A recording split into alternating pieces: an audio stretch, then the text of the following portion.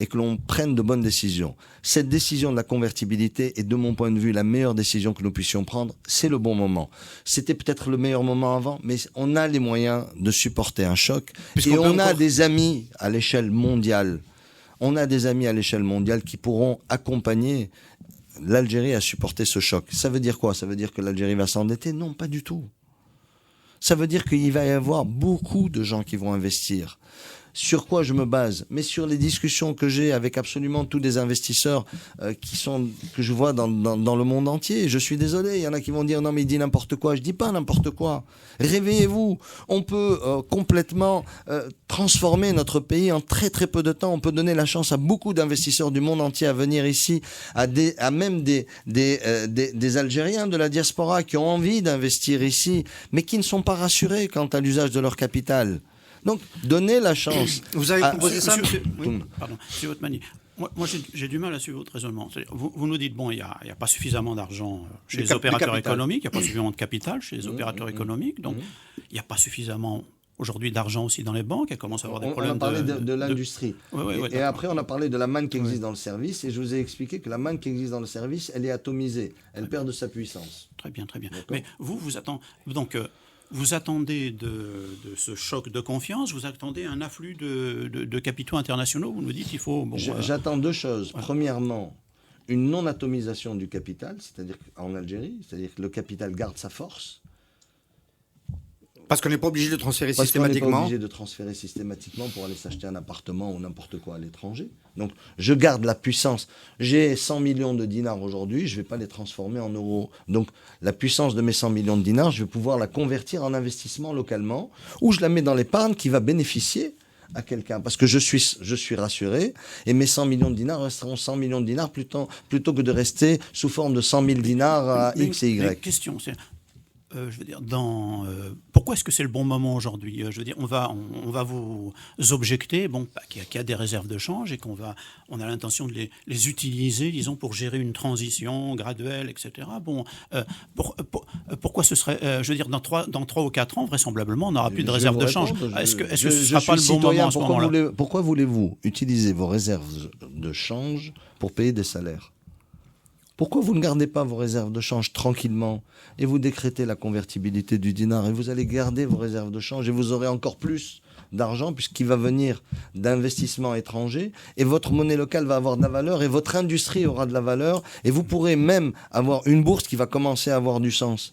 Vous allez créer de la valeur. Ce que craignent nos régulateurs, en fait, c'est quoi? C'est que tous les Algériens quittent l'Algérie avec une valise et partent avec de l'argent. Pas tous, mais un certain, disons, voilà, ils craignent que les réserves de change soient siphonnées en quelques mois, etc. Il y a eu beaucoup de pays qui ont exactement émis les mêmes réserves avant de procéder à la convertibilité. Et ils ont procédé à la convertibilité. Et il y a eu 3 pelés, 4 tondus qui sont partis avec des valises pleines. Ils sont revenus avec des valises encore plus pleines. Non, il faut arrêter ce discours-là. Vous citez quel pays? Vous citez quel pays? L'Argentine l'a fait dans un des moments les plus difficiles. Le Cameroun l'a fait. Il y a beaucoup de pays qui l'ont fait.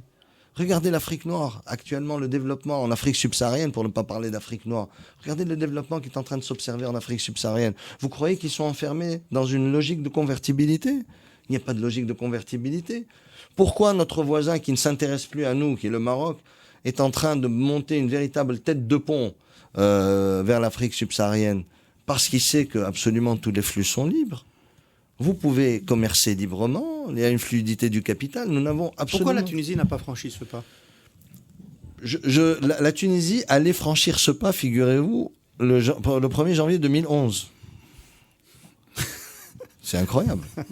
Mais qu'est-ce qui est bon? La Tunisie, c'est toute une autre histoire. Mais la Tunisie envisage sérieusement de passer à la convertibilité, encore une fois, malgré la situation dans laquelle elle se trouve. C'est une question qui est posée sur la table. Est-ce que ce qu'on risque de vous objecter, c'est les exemples que vous citez, le Maroc, l'Argentine, etc., est-ce qu'ils n'ont pas déjà les opérateurs économiques qui ont développé leurs activités, qui ont créé leur réseau, etc., avant de mettre en place cette démarche de convertibilité? Est-ce que vous ne mettez pas, vous, disons, la charrue avant les bœufs? C'est-à-dire que vous mettez la convertibilité? Non, je ne pense pas, parce que nous avons besoin de savoir dans notre société.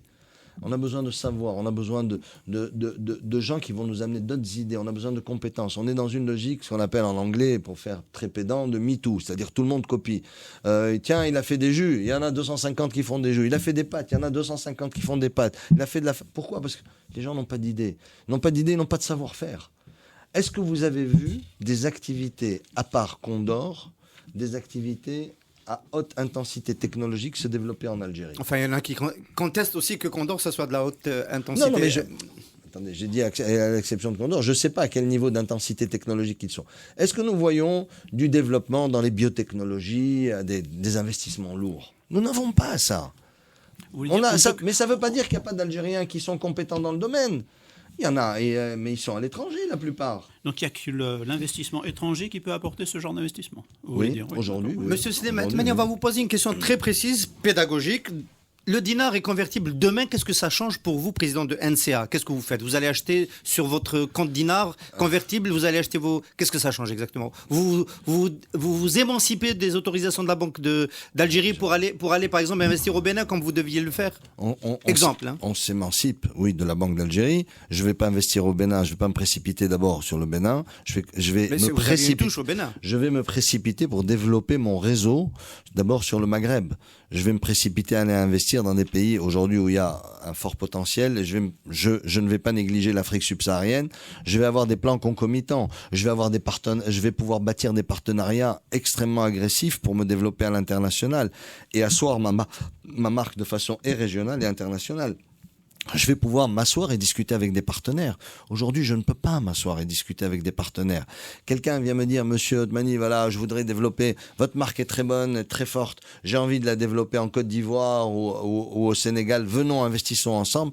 Je lui ai dit, excusez-moi, est-ce que vous pouvez téléphoner à mon principal associé, qui est la Banque d'Algérie, demandez-lui s'il a envie de venir avec vous au Sénégal ou en Côte d'Ivoire. Parce que moi, je suis président du conseil d'administration, mais comme ils disent en Algérie, puisque de toutes les façon, les principaux actes de gestion qui font une entreprise moderne et performante ne sont pas prises par les conseils d'administration des entreprises, qu'elles soient privées ou publiques, elles sont prises par le gouvernement.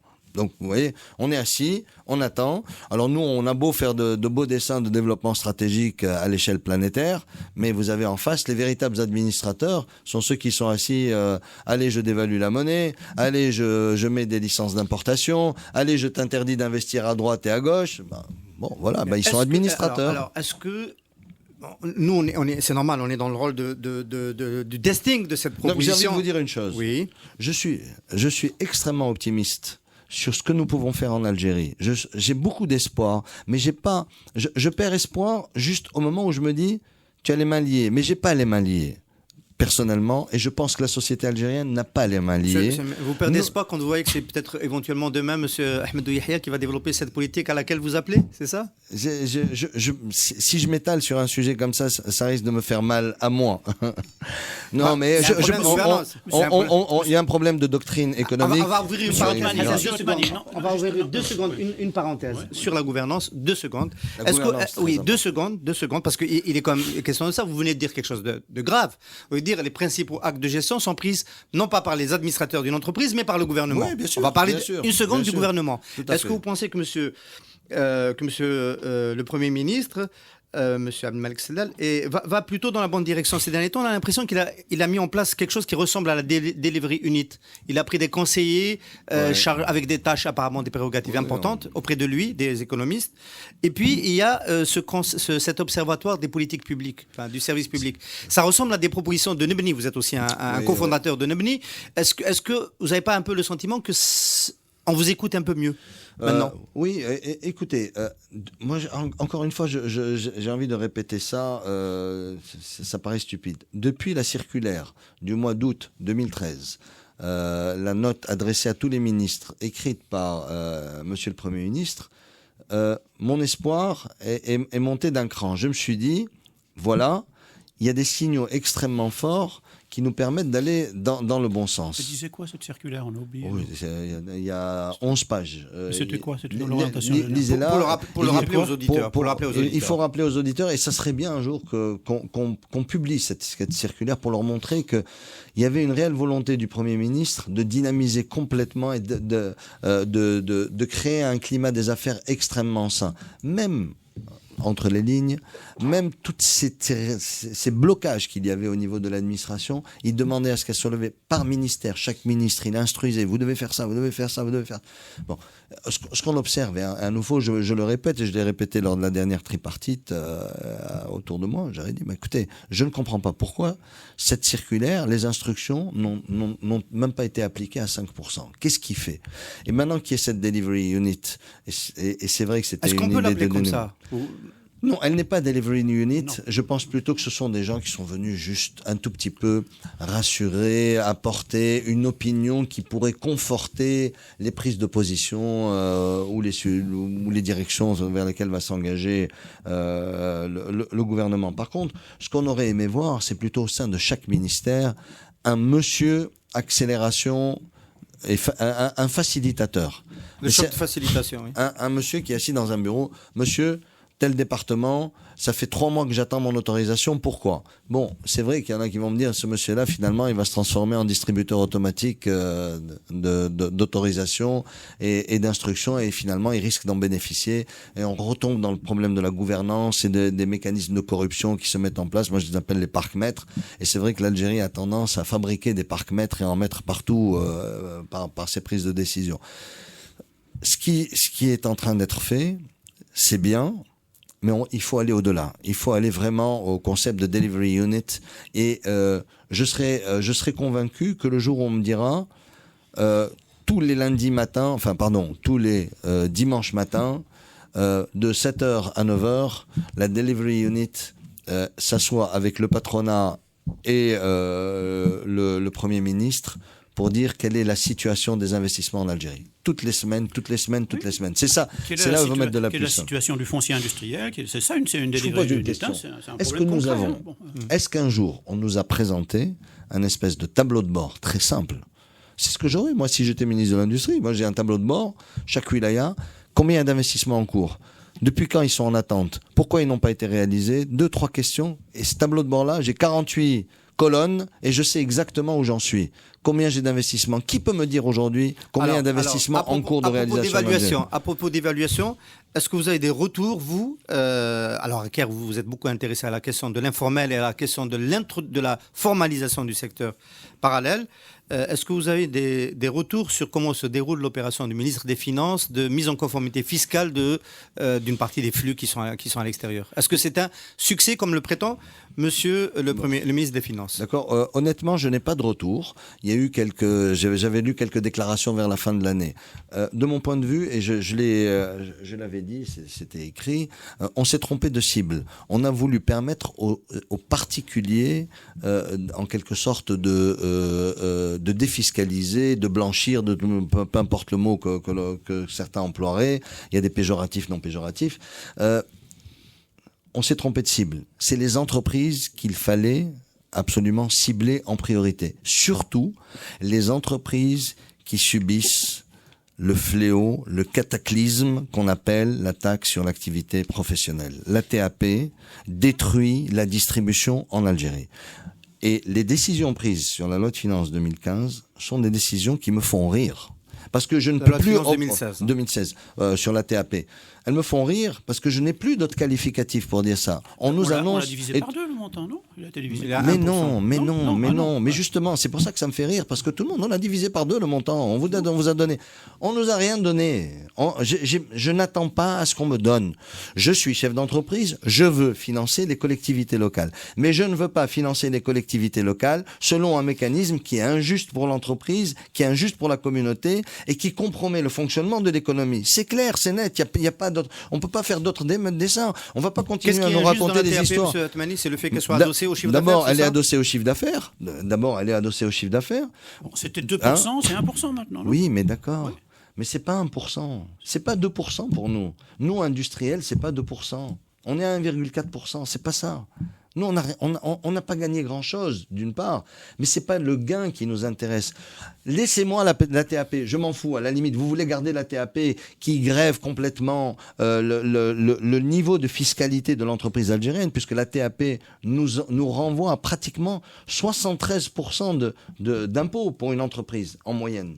C'est 73% d'impôts. La TAP, les charges patronales à elles seules, elles explosent complètement le poids de la fiscalité pour l'entreprise. Mais ce qui me gêne, et ce qui gêne l'environnement économique, c'est que cette TAP, elle ne permet pas à la distribution d'exister. Pourquoi ? Parce que si la TAP, c'est pas de mon fait.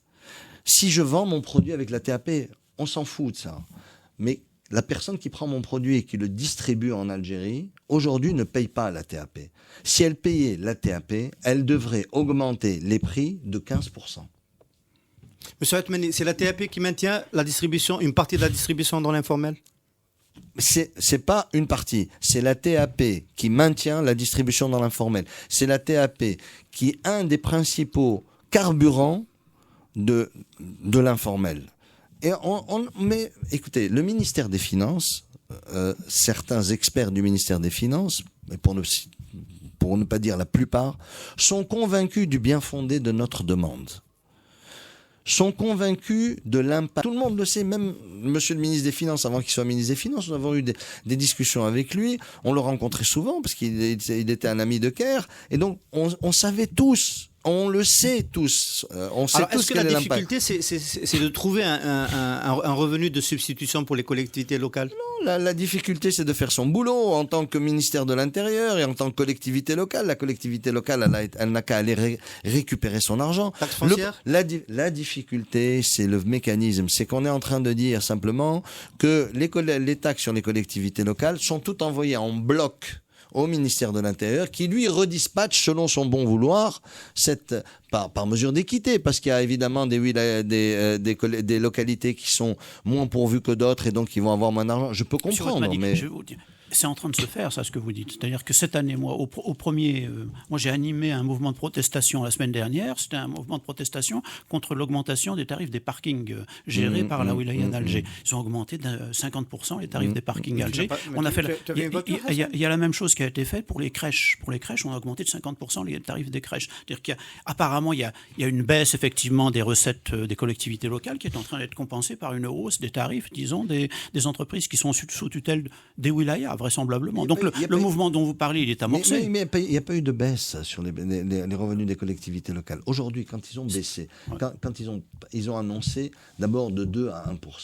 Pour ce qui concerne l'industrie, c'est de 1,4 à 1. C'est de 1,4 à 1. C'est rien. Okay, on n'est pas en train de parler de quelque chose d'extraordinaire. La perte au niveau industriel n'est que de 0,4%. D'accord ? Mais sinon, pour le reste des services, il n'y a pas eu de baisse. La baisse de la TAP ne concerne pas les services.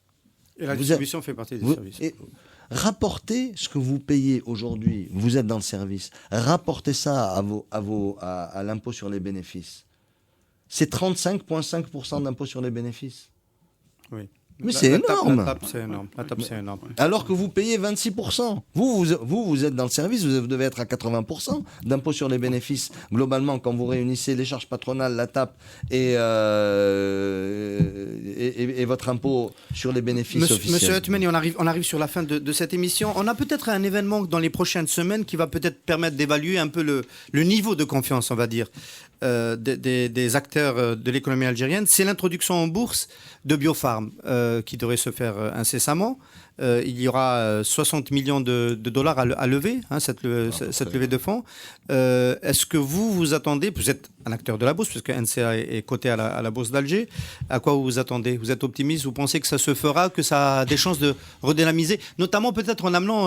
On n'est pas acteur. On est spectateur de la bourse. On n'est pas acteur, on le dit, on le redit. On est spectateur. On avait eu une transaction de bloc qui a été. Alors, vous faites bien d'en parler. C'est ici que vous l'avez annoncé il y a une année avec Hassan Haddouch. Tu t'en souviens, Hassan ?